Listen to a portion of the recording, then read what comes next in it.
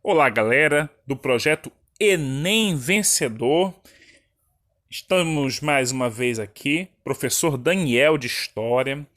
Eu peço primeiramente desculpa porque o áudio do último vídeo que eu gravei para vocês não ficou da maneira que eu queria. E eu não tive um tempo legal para corrigi-lo, tá? Mas se você botar no fone de ouvido, conforme eu passei a orientação para o coordenador, dá para você entender direitinho. Foi sobre o Egito.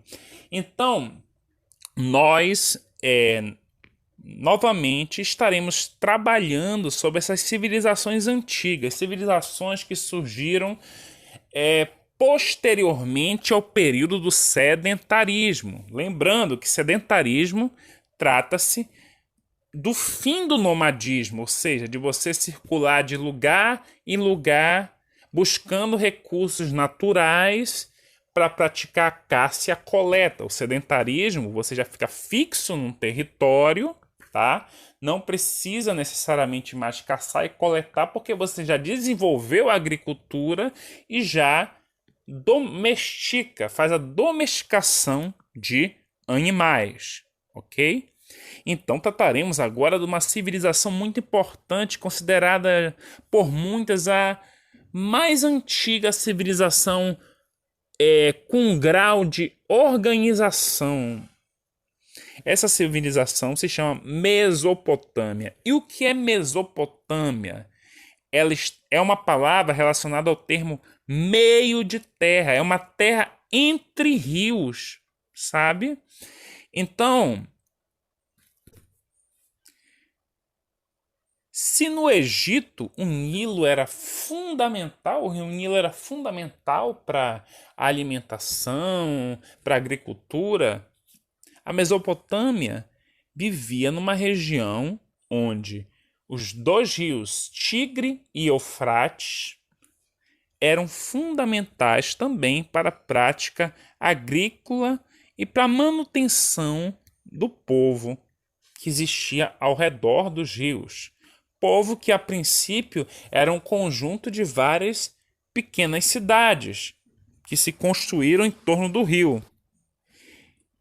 Lembrando que Rio Tigre, Eufrates, Nilo e outros rios que tinham nessa proximidade pertenciam a uma região que eu já falei para vocês chamada Crescente Fértil. Essa região Crescente Fértil, onde tinha um conjunto de rios, tá? E ao redor dela terras desérticas. Então, aos poucos, né, os povos mesopotâmicos aprenderam a controlar esses rios. Perceberam que em junho e julho, por exemplo, as águas desses rios se avolumavam. E devido à fusão das galerias existentes nas cabeceiras pelas fortes chuvas que caem nos cursos, tá? Eles aprenderam, de certo modo, a controlar esse rio e direcionar as águas desse rio para o cultivo agrícola. Os principais povos que surgiram na Mesopotâmia, podemos destacar os sumérios, dentre os quais a eles são atribuídos os primeiros códigos de escrita, né? Os babilônicos, os assírios e os caldeus. Desses povos, vamos falar com um pouquinho mais de detalhes mais adiante, tá? Importante destacar que a sociedade mesopotâmica ela era dividida em castas, ou seja, ordens e hierarquias na qual não poderia haver tantas mudanças sociais, sabe? Então, o que dividia esses povos? Os sacerdotes, os aristocratas, que eram os nobres, governantes, enfim, os militares e os comerciantes. Eles formavam, né, as castas privilegiadas. Eles eram os privilegiados, ou seja, a minoria. Geralmente, quando se tem um grupo de privilegiado em algum lugar, você já sabe que esse grupo ele é uma minoria. Assim como no Brasil. Quem são os privilegiados no Brasil? É a maioria ou a minoria? É a minoria. A minoria que tem os melhores salários, as maiores riquezas, tá? Mas isso é um assunto para uma outra ocasião. A maioria da população, né, ela era formada por artesãos, camponeses e escravos, tá? Religião. Na Mesopotâmia, eles adoravam diversas divindades.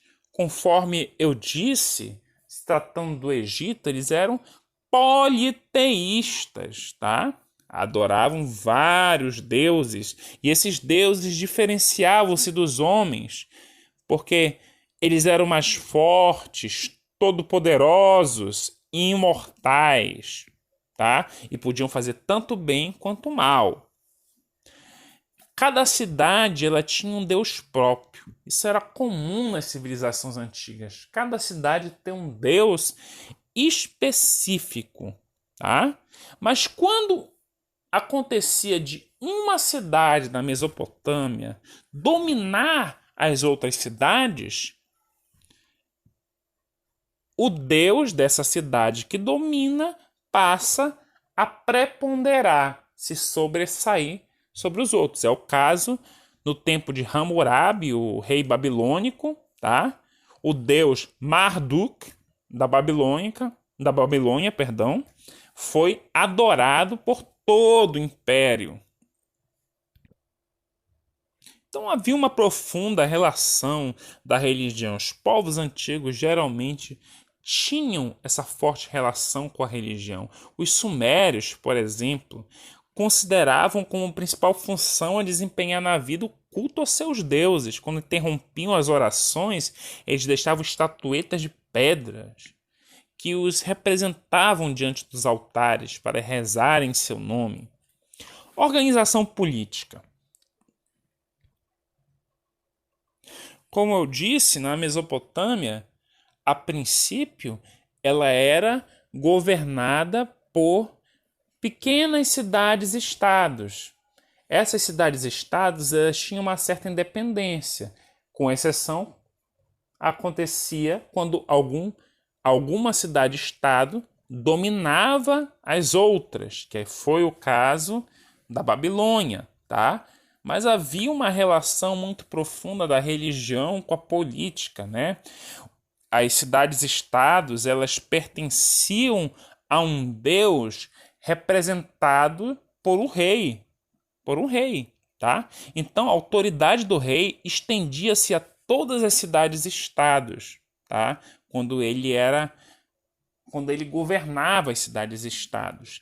E ele era auxiliado por sacerdotes, funcionários, ministros. Ele legislava em nome das divindades. Ou seja, ele era uma autoridade religiosa que praticava o ato de legislar, ou seja, criar leis, definir quem vai ser punido ou não, baseado na sua relação com os deuses, tá? E ele também tinha o controle sobre a economia. O mais ilustre soberano da Mesopotâmia, conforme eu falei, foi Hammurabi, por volta de 750 a.C. Ele foi um rei babilônico que conquistou toda a Mesopotâmia. Hammurabi fundou um vasto império, ok? E no qual ele impôs a mesma administração e as mesmas leis, tá? Então, nesse processo que Hammurabi conquistou a Mesopotâmia, ele criou, olha esse ponto importante, dos primeiros códigos de leis mais sofisticados, que eram o Código de Hammurabi, baseado na lei de Talião. Qual é essa lei? Você conhece bem, se você já leu a Bíblia, você conhece bem, mas observe que antes mesmo de Moisés estar falando desse código na Bíblia, já existia essa frase: olho por olho, dente por dente, braço por braço, e etc. É o famoso Código de Hammurabi, primeiro conjunto de leis escritas da história, considerado, tá? Na Mesopotâmia, né, as principais atividades econômicas eram o quê? A agricultura e o comércio, ok? Então, a prática agrícola da Mesopotâmia era fundamental para sustentar os reinos, tá? Mas o comércio era muito ativo. Os comerciantes, eles andavam em caravanas, levando seus produtos a países vizinhos e às regiões mais distantes. Exportavam armas, tecidos de linho, lã, tapetes, pedras preciosas, perfumes. E traziam matérias-primas que faltavam na Mesopotâmia, como marfim da Índia, de Chipre e a madeira do Líbano. Ciência. Isso é um ponto importantíssimo de se destacar, tá? Por exemplo, embora a roda do oleiro, né, faz o vaso, tivesse sido inventada nos tempos pré-históricos, foram os sumérios, tá? Povo da Mesopotâmia, os povos mais antigos da Mesopotâmia, que construíram os primeiros veículos de rodas, tá? Então pode-se dizer que as origens da roda estão na Mesopotâmia, ok? E posteriormente os babilônicos fizeram novas descobertas, como o calendário e o relógio de sol. Os caldeus, sem dúvida, eles eram os mais capazes cientistas de toda a história mesopotâmica. Eles deixaram importantes contribuições no campo da astronomia. Os mesopotâmicos também eles conheciam pesos e medidas. Então, entre essas heranças, podemos destacar divisão do dia em 24 horas, o ano em 12 meses,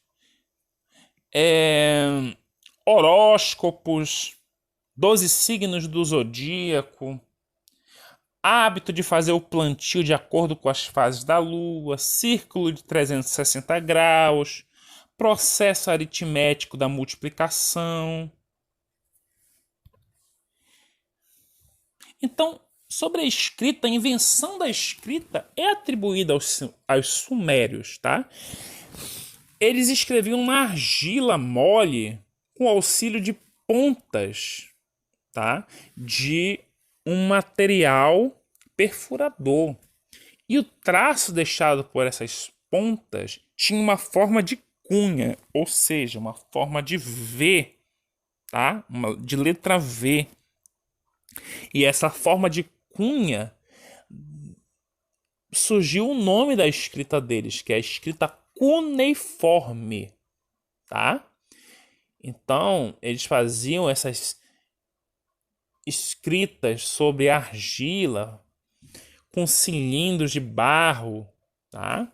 E em cima disso, esses cilindros de barro, inclusive os mesopotâmicos faziam seus contratos, enquanto no Egito usava-se o papiro. Em 86 foi descoberta, perto de Bagdá, capital do Iraque, uma das mais antigas bibliotecas do mundo, né? Do século V a.C. Ela tinha cerca de 150 mil tijolos. Sobre a arquitetura, edifício característico da arquitetura suméria e o mais importante a se destacar é o zigurate, depois muito copiado pelos povos que se sucederam na região. Ele era uma construção em forma de torre, composta por sucessivos terraços. Tá? Eu vou ver se eu deixo no vídeo uma foto referente ao zigurate. Tá? Que você vai ver se é claramente esses terraços, tá? Era diferente das pirâmides, porque eram mais claros o processo dos degraus. Sobre a literatura mesopotâmica, uma das obras que temos atribuída ao povo da Mesopotâmia é a obra de a Epopeia de Gilgamesh, tá? Nessa epopeia, inclusive, conta-se uma história muito interessante sobre um dilúvio, coisa que é contada na Bíblia também. Inclusive, a Bíblia, ela não é só um documento religioso. Isso é importante você entender. A Bíblia, ela é um documento histórico. Você vai ver diversos acontecimentos históricos que a Bíblia narra, tá? Inúmeras cidades mesopotâmicas destacadas na Bíblia. Quem nunca ouviu falar de Daniel na cova dos leões? Olha, esse profeta Daniel surgiu no período em que o povo de Israel foi, em grande parte, capturado pela Babilônia, tá? Então foi um acontecimento verídico. E o povo de Israel tinha constantes relações com os povos da Mesopotâmia. Era tudo muito ligado, inclusive Abraão, hebreu, né, veio da cidade de Ur, que era uma das cidades da Mesopotâmia, tá? Então, a origem de Israel tem uma ligação com a Mesopotâmia. Agora nós vamos resolver questões sobre a Mesopotâmia, tá? Como de costume. Se você não resolveu ainda as questões, minha recomendação é que você tente resolver por si mesmo as questões e depois ouça os meus comentários e gabaritos. Ok? Então vamos à primeira questão. A região da Mesopotâmia ocupa lugar central na história da humanidade, na antiguidade. Foi berço da civilização sumeriana, devido ao fato de... Qual é a resposta da primeira questão? A resposta da primeira questão é letra D, tá? E o que diz a letra D? Possuir uma área agricultável extensa favorecida pelos rios Tigre e Eufrates, tá? O que isso quer dizer, tá? Que o período da história em que observamos o nascimento das chamadas sociedades hidráulicas. Por que sociedades hidráulicas? Sociedades que que dominavam o hidro, ou seja, as águas, tá? A Mesopotâmia ela atraiu diversas civilizações em virtude de seus amplos recursos hídricos, tá? Com o desenvolvimento agrícola ali observado. Podemos ver a formação de vários centros urbanos, onde temos a elaboração de complexas atividades culturais, religiosas e políticas. Como eu falei, a questão do mar, de estar próximo dos rios, dos mares, tá? É muito importante, foi muito importante para o sedentarismo, porque oferecia alimento, ainda mais quando a sociedade aprendia a controlar os mares. Ok? Segunda questão. Leia com atenção as afirmativas a seguir, sobre as condições sociais, políticas e econômicas. Resposta da segunda questão.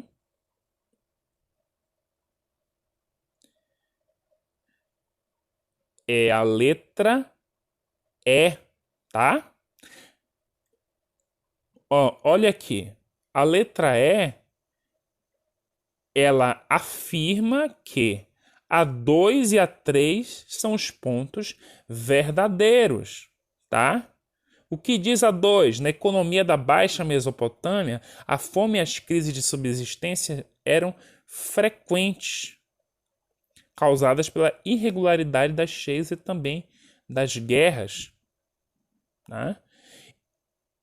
E A 3 diz que na Suméria os templos e zigurates foram construídos graças à riqueza que os sacerdotes administravam à custa do trabalho de grande parte da população. O que acontece, meus queridos, que essa questão mostra que a desigualdade social, né, é uma coisa que não vem de agora, tá? A questão de ter classes mais privilegiadas, grupos mais privilegiados, em prol de que sobrevivem muitas vezes à custa de grupos menos privilegiados, tá? Que são esses que agora em tempo, por exemplo, de coronavírus, vão ficar mais prejudicados em prol da disseminação do vírus, porque não tem condições, por exemplo, de fazer um isolamento social adequado. Ok, meus queridos? Próxima questão, questão 3. Examine as proposições e responda de acordo com o código. Qual é a resposta da questão 3? Vamos lá. Letra D, tá? E o que diz a letra D da questão 3? A letra D diz que apenas as proposições 2 e 3 são verdadeiras, tá? A 2 diz o quê? Que a cidade de Babel, capital do Império de Hammurabi, desenvolveu-se e abrigou parte da civilização babilônica antes do nascimento de Cristo, tá? Isso é claro, documentado, né? Tanto pelos historiadores como a própria Bíblia dá um destaque à cidade de Babel, né? Quem nunca ouviu falar da Torre de Babel, né? Outro importante rei babilônico, esse é o ponto 3, em cujo império foram construídas grandes obras arquitetônicas, foi Nabucodonosor, que também viveu antes do nascimento de Cristo. Tá? A literatura bíblica fala detalhadamente desse rei Nabucodonosor, né? No livro do profeta Daniel, inclusive, conta-se essa literatura bíblica que esse rei era tão soberbo que chegou um momento que ele foi humilhado, tá? Pelo Deus de Israel, foi condenado por um tempo a viver como louco. Enfim, questão 4. As sociedades que na antiguidade habitavam vales do rio Nilo, Tigre e Eufrates tinham em comum o fato de... Olha, isso aqui aparentemente está fácil de resolver. Letra C. O que é que diz a letra C? Vamos lá. Haverem possibilitado a formação do Estado a partir da produção de excedentes, da necessidade de controle hidráulico e da diferenciação social. Olha aí, pilares de um Estado, produção de excedentes, ou seja, quando você produz muitos produtos, por exemplo, agrícolas, ou então tem uma grande quantidade de animais, tá? O que acontece? Sobra, porque o básico para a sua subsistência você já adquiriu, então sobra, tá? E essa sobra é chamada de excedente e ela é usada para comércio, troca. As primeiras formas de troca foi o que? O escambo, ou seja, troca de produto por produto. Depois vai surgir a moeda, tá? Que vai ser uma ferramenta de troca. Moeda que você vai conhecer bastante quando for estudar o Império Persa, tá? E outra coisa, controle hidráulico, controle da força dos mares. Se as sociedades não aprendessem com as barragens a controlar a força dos mares, tá? O que é que vai acontecer, meus queridos? Elas serão destruídas e a agricultura vai ser prejudicada. E a diferenciação social, ou seja, uma característica do Estado é a diferença de classes sociais. em diferentes funções, inclusive tendo umas como mais beneficiadas e outras como mais prejudicadas. Meus queridos, agradeço pela atenção de vocês, peço que Deus abençoe a vida de vocês, peço também que não desanimem, que vai passar essa crise que estamos vivendo, mas que é o que eu falo a todos os meus alunos, sejam prudentes, tá? Sejam prudentes, porque esse vírus ele não tá de brincadeira. E a diferença dele para outros vírus é a velocidade no contágio, tá? Porque se muitas pessoas ficam infectadas, não tem como o SUS, né, atender toda essa demanda de pessoas. É que nem, por exemplo, vou dar um exemplo meio chulo, na sua casa tiver 20 pessoas com dor de barriga e só um banheiro, tá? Aí, se as pessoas não fizerem o isolamento social, o que vai acontecer, tá? Vai começar a ter que escolher, o médico vai começar a ter que escolher quem vai viver, quem vai morrer. Infelizmente é isso, não temos respiradores suficientes, recursos suficientes. Então, se você tem condições, meu querido, de não passar fome ao se isolar, faça o isolamento. Se você não tem condições, vá trabalhar, mas sempre evitando aglomerações, de máscara. Máscara tá baratinho, tá? Faça isso. E sempre lavando as mãos, tá?